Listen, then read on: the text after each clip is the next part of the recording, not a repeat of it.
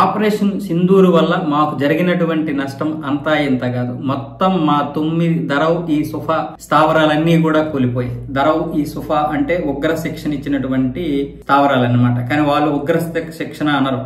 వాళ్ళ పిల్లలకి మతం అలాగే జిహాదీ మీద ఇచ్చినటువంటి శిక్షణగా చూస్తారు వాళ్ళు.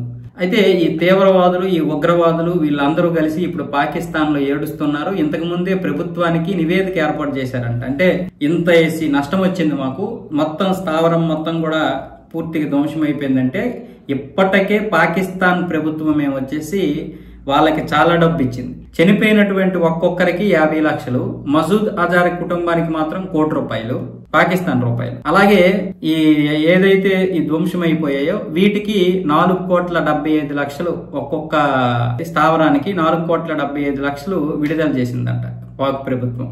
వీళ్ళకి ఎలాగో ఫండ్స్ వస్తాయి. ఆ ఫండ్స్ తో కూడా వీళ్ళు వాటిని నిర్మించుకుంటున్నారు. ఇప్పటికే మన ఉపగ్రహ చిత్రం కూడా వీళ్ళు ఒక ఉగ్రవాద స్థావరాన్ని అనేక బుల్డోజర్లు, కొక్లైన్లు పెట్టి బాగు చేస్తున్నట్లుగా ఒక ఫోటో వచ్చింది కదా. అదే విధంగా ఇప్పుడు పాకిస్తాన్ ప్రభుత్వం ఆ డబ్బులు సరిపోకపోయినా మరికొంత ఇస్తామని హామీ ఇచ్చారు. ఇప్పటికైతే ప్రస్తుతానికి ఒక్కొక్క ఉగ్రవాద సంస్థకి 1,25,00,000 విడుదల చేశారు. 4,75,00,000 ఇస్తామని చెప్పారు. అంటే మొదట విడతగా 1,75,00,000 ఇచ్చారు. ఇంతకుముందు మనం అనుకున్నాం IMF ఎప్పుడైతే $1 బిలియన్ ఇచ్చిందో, ఈ $1 బిలియన్ అంటే ఎంత, 8,500 కోట్లు అనుకోండి ఉదాహరణకి. ఈ 8,500 కోట్లు మనవి. కానీ పాకిస్తాన్కి ఎంత అవుతుంది? అది పాకిస్తాన్ రూపాయల్లో లెక్కేస్తే అది ఇంచుమించు 2,500 కోట్లు అవుతుంది. సో ఆ విధంగా డివైడ్ చేసి వీళ్ళకి ఆ డబ్బులు ఇవ్వడం, ఎయిర్ బేస్లు బాగు చేసుకోవడం, మిగతా ఆర్మీకి కొంత డబ్బు ఇవ్వడం, ఈ మునీర్ సైన్యానికి కొంత డబ్బు ఇవ్వడం, మళ్ళీ పాకిస్తాన్ సైన్యానికి కొంత డబ్బు ఇవ్వడం. మునీర్ సైన్యం సపరేట్ గా ఉంటుంది. మొత్తం పాకిస్తాన్ సైన్యం అంతా మునీర్ గడి చేతిలో ఉన్న, వీడికంటూ సపరేట్ గా ఒక సైన్యం ఉంటుంది.